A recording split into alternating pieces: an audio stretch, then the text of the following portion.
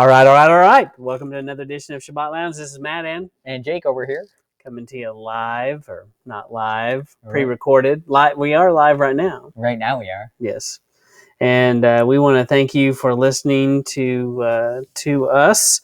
And we pray that it's beneficial and uplifting to you. And Jake, how do they find us? You can go to sabbathlounge.com, or you can go to Podbean, or the iTunes, or the YouTubes, or many, many other things. Just search Sabbath Lounge, you'll find us. Yep. Pretty easy to find us. But recently we had an event happen in the place that we live. That would be Texas. That's right. And we are proud to be Texan. Jake got here as fast as he could, but he's here now. I'm here now. And we had this thing and this weather event, which you may have heard about. It seems like the whole country was talking about it for a while. Yeah, it was very Pennsylvania-like. Yes. And it was quite a week. You know, I talked to another guy that I work with who's also from Pennsylvania, and he's like, this is exactly why I left that part of the world. I hate it. And it happened here, and I hate it. I was saying that a couple times. Mm-hmm. Yeah. So when it comes to the things that happened, I wrote a post called Global Not Warming. Of course, climate change is real. So it's kind of a confusing title, really. I'm confused. Why don't you explain it to us a little? So this is a graphic from 2003. And so it kind of looks very similar to the graphic that we recently saw that happened in Texas in 2021, so bottom line is the science part of this. You have the jet stream that goes around the globe, and from time to time it has these oscillations in it where it dips down, and it can dip all the way down into Mexico. And so we saw it in 2003 and again this year. Wait, you're telling me that this has happened before? Yes, it has. It's not new. And so that was kind of where I started with this, is I got so tired of hearing this has never happened before.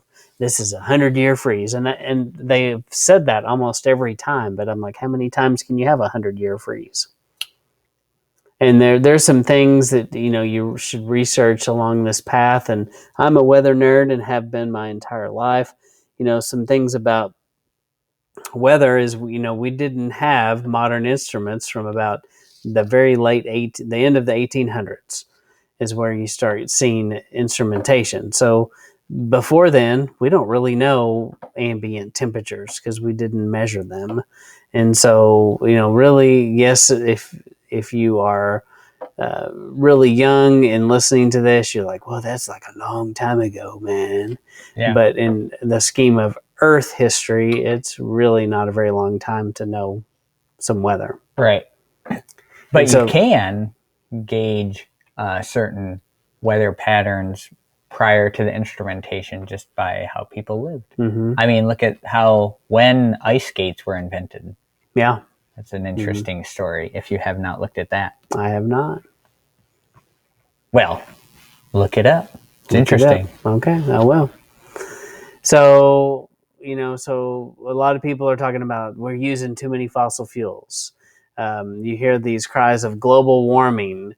And but wait a minute, it just got really cold, Jake.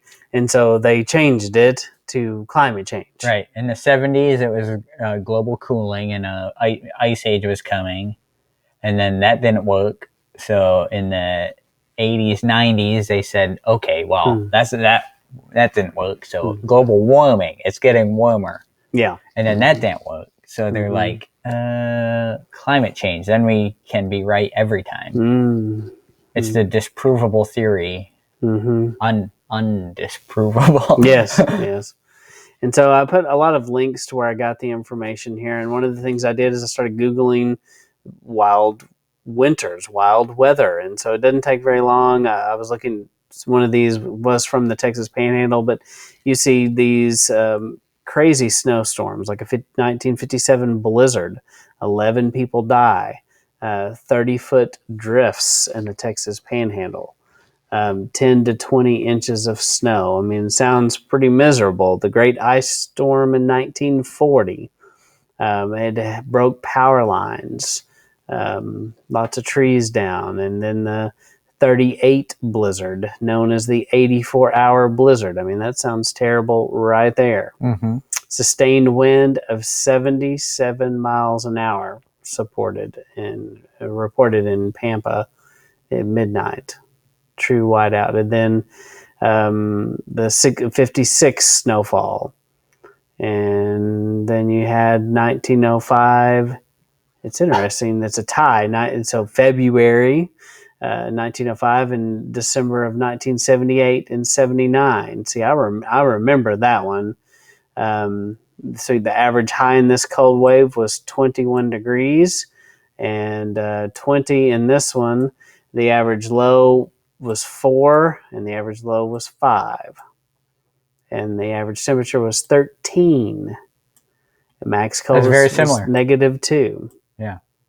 And so, this just to me goes on and on. Had a -43 wind chill in 1905 and a -45 in 1978. So, if it happened, that's really not that long ago. I'm sure this has happened here before. And it keeps going. In 64, there's a blizzard. In 71, there's a blizzard. And then in 83, there's an outbreak. I remember this that one involved too. a monkey, though. Yes. Oh, no, go ahead. And Sean Connery? Is that right? No, I don't know. So. Maybe not Sean Connery. Maybe Pierce Brosnan. Maybe they should have made that one. It would have been a good one. A monkey and Charles Connery. Conway? Tim Conway, right. Yes. Doyle does outbreaks. Yes. But in 1983, you have an Arctic outbreak. You have 7 days below 0, 9 record days, 13 below 32. So that one was a pretty bad one for sure. I do remember that. And then a 1999 winter storm, 50,000 lost power for days. All travel ceased. So is this climate change? And I argue, yeah, the climate changes. Yes, it does. And is it man-made? No, I don't think so. Is it God-made in this case? Yahuwah, Yahweh? Yes, I do believe. And so he controls the weather. That's right. He does. And so I started looking at, what causes this? Well, this grand solar minimum. And so there are links to this lady right here. She wrote a couple of links about the grand solar minimum. And she said will lead to terrestrial cooling. And so I looked at this, and this is not just some Joe Schmo, no one out there just writing random junk. This is from the U.S. National Library of Medicine and the National Institutes of Health. Now, Jake, do you think that sounds like a thing you've heard of before?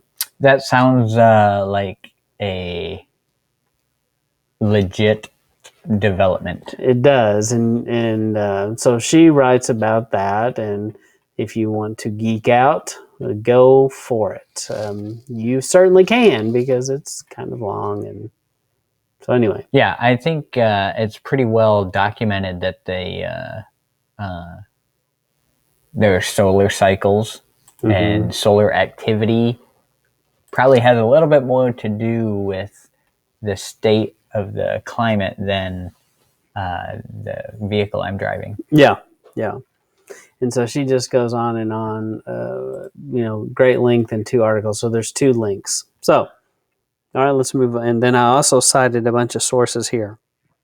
So it's not like I just wrote a bunch of random stuff and threw it up there on the internet. And I will say the reason I do this is be cautious. Some of you have gone to platforms like Gab and these other things, and sometimes being on that is great, but sometimes you do need to hear some dissenting opinions, because sometimes the truth's in the middle. If you only just hear the left side of a story, if you only hear the right side of the story, I mean, sometimes you need to hear both to understand the truth is somewhere in the middle often. Yeah, it's kind of,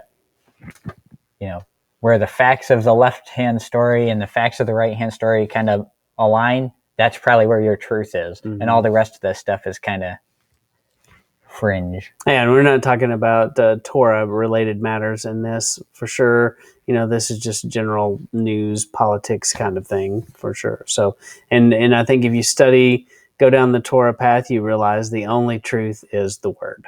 Right. Everything else is especially very questionable. nowadays. It's so hard to find someone that's saying truth. Mm-hmm. I mean, you have to test and check like crazy to find a true source. Test everything. Test everything. So in the previous post, I basically said climate change is a real thing, but it may not be what you're thinking.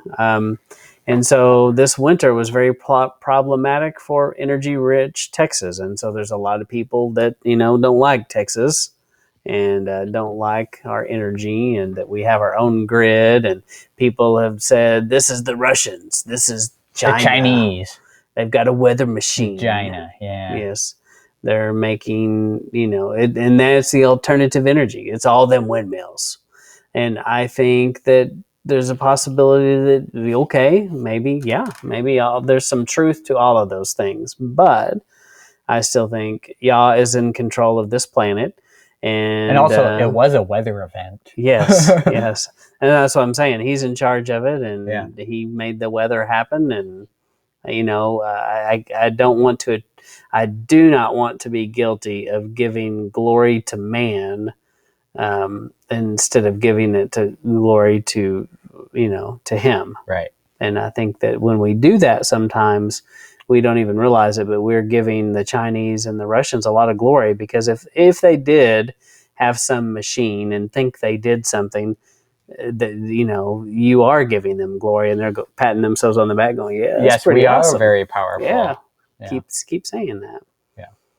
And they would, none of that would happen if his blessing, and he allowed it to happen if that was true anyway. Right. So when I came to the conclusion, I came to the following thing, is that natural gas wellheads and natural gas lines are not insulated properly. So I need to back up here a little bit. Back it up, Matt. There's a post that's published right here. So you can go look this up. There's a link to it. Outages and curtailments during the Southwest cold weather event. And this happened in 2011. So the state of Texas said, we need to study this and make sure electricity does not fail in Texas ever again. You're saying this happened only 10 years ago, man? Yes, only 10 years ago.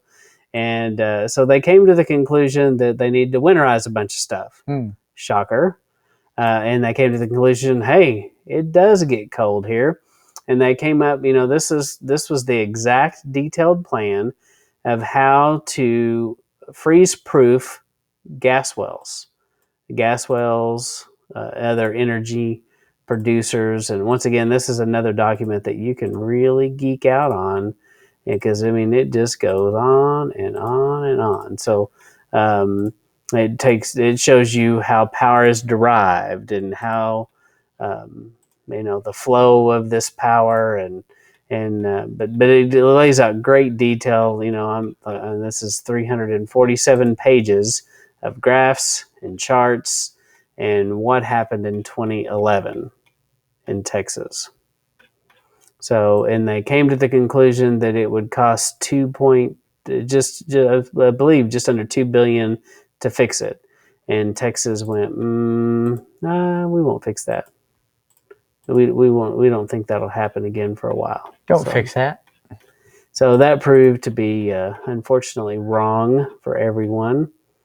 And so, but they looked at, but like I said, this is a very nerdy article, and you kind of have to be like interested in finding stuff. Yes, not everybody probably wants to read this, but it showed how these pipes froze with gaps in insulation, and they had makeshift tarps trying to keep the wind off of things. So, and that happened in 2011. But anyway, look at that if you really want to find a lot of detail. And so they came to the conclusion that natural gas wellheads weren't insulated. They froze. The wind turbines, same thing. Nuclear power plants, $2 billion. So that's all here.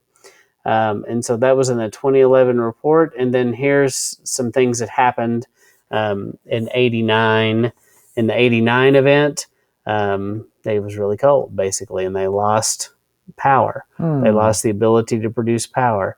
And so in this report, it talked about that. It talked about in 2003, the same kind of thing happened. It suddenly got cold, and they needed more energy. And I have some different quotes in here. So anyway, all I'm saying here is that in 2011 they came up with a plan of how to fix it. They knew how to fix it, and then did nothing about it. Did nothing. They knew what was wrong, and so to wrap it all up, there's one other thing that I should have to say in here. So I've seen a lot of people talking about this. So a lot of people. So these are the direct sources. So first or primary, what we'd call primary sources. And so the state of Texas wrote a letter to the department, the acting Secretary of Energy, about, hey, we need to violate EPA guidelines because we got to have electricity, and we're going to go over our limits. And so that's basically what this letter says. You can read it in detail. It's really not that long. More power. They needed more power. Mm-hmm. And the Department of Energy writes a response back. And so I heard a lot of people saying that it was all wind. They're saying that the government denied Texas help, that they wouldn't let them produce power. I don't believe it happened exactly that way. This letter basically acknowledges when you get to crisis mode, you can produce power. But the kicker is you have to sell it at that rate right there, $1,500 per megawatt hour.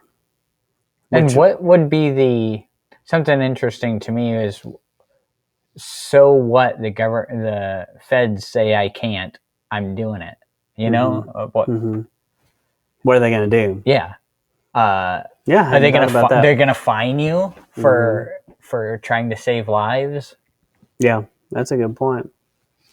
And so this also meant in Texas you can have variable rate plans, and it meant that all the people on the variable rate plan, their price of electricity skyrocketed during this time, and we're now hearing reports that people owe $15,000 for. And first off, I'm like, how do you already have your electric bill?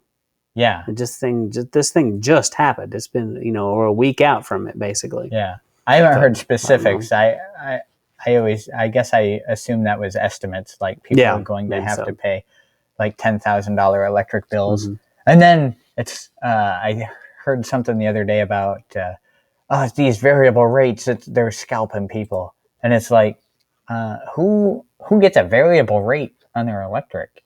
Because who chooses to do that? Right. That's like getting a variable rate on your credit card or something. It's like, they're just going to jack it up at some point. Well, I heard the sales pitch for sure before from a guy that came around and did that, but nobody ever thought that variable rate meant that you could have a $15,000 electric bill one month. I think people thought 2 or 3 times.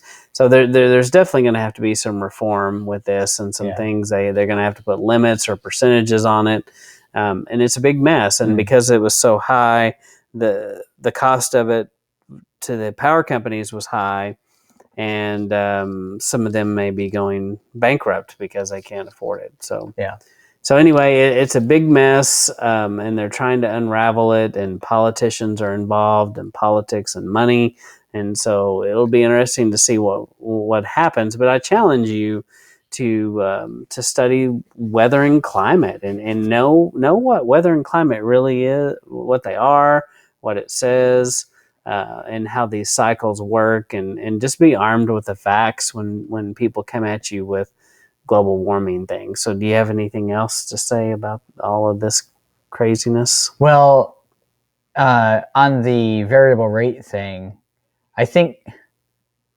this kind of weather happens, as we discussed, over and over again. And it's like every time there's an out of place storm like this, that variable rate thing always bites people, and then it's a big news story about how people are getting hosed by the variable rates. And so even that isn't a new thing. That's been going on for some time. And Yeah, and the other thing is, it's funny because everyone's like, "Oh, this is the coldest it's breaking records. It hasn't been this cold for 20 years." And I'm like, "So it's colder 20 years ago." So I don't so I'm not sure why you're even bringing it up. Right. Yeah. Well, and it just took a quick, just 5 minute Google search to find out all these different things of some really bad winters, and some of them aren't that far away. 2003, 2011, in 2021. Yeah, all of those 99. seem fairly recent. Yeah. So and when I've been rewriting some content, and I, I had to write some things for weather and climate, and I wrote in there about every 5 years in our part of Texas we see a really hard freeze, and then about every 10 years we have a big event that happens, and the cold sticks around for several days, and it changes. Sometimes everything gets shut down for a few days, and that does happen. Yeah. So, and we've always had a saying in Pennsylvania, in like a lion, out like a lamb. Well, in like a lamb, out like a lion. And that's has to do with how severe the winter's going to be. And usually if it's really bad at the front, it's, mild at the end. And I think this year we've had a pretty mild winter down here. mm-hmm. And so it's shouldn't be that big of a surprise that it went out like a lion. But what's interesting is when you do the math on the numbers for this year, it will be a cold one, just because of that one event. Right. It dropped the average. They said it dropped the average 2 degrees or something. Yeah. So I mean, that's a pretty significant event for sure. So anyway, not claiming to be absolute expert on it, but we do believe that there's a lot of lies about global warming being perpetrated, and a lot of talk of putting our government and other people in these crazy climate deals. And you got to follow the money on this stuff. There are people that are making a lot of money on convincing all of us that these things are real, and you got to do some carbon sequestration and all kinds of craziness. Yeah, and maybe look into how many fossil fuel plants, quote unquote, were shut down based on green energy policy of prior administrations. And how that might have affected things also. Yeah, and how hard it is to build additional power plants. So, and it's very difficult to get more online. But in the end, too, all of this too showed us, Jake, how reliant we are on electricity, and it's like we can't even function. Yeah. And people literally died in this event without electricity, and I'm like, well, what would have happened to people 150 years ago when you didn't have central heating and all that stuff? And unfortunately, I'm sure people did die. Yeah. But well, they probably had smaller houses that could be heated with a wood stove. Yeah. A lot easier. Yeah. And they weren't so reliant on all the modern conveniences. Right. So we definitely have a lot of people we know that have stories of survival, but we survived. We're here. Yeah. And we are very thankful for those things, and especially the modern conveniences of modern life. So, but anyway, just check those things out. You should study global warming and maybe have some answers, because people around you are coming from a perspective, and it's not about always proving people right, but it's good to arm your children, if nothing else, so that when they hear this nonsense, they'll have some good understanding that it is nonsense. Right. Other than we accept that the climate changes, because I do believe that piece is true. Call it climate, call it weather. There supposedly, I used to teach, there is a difference. Climate is long term, where weather is short term. But anyway, just check those things out, and we appreciate you taking a minute to stop by and listen to the Sabbath Lounge. Jake, any final thoughts? Nope, I think we covered it. We covered everything there is to cover. That's right, and more. Well, thank you for listening to Sabbath Lounge. This is Matt and Jake, signing out.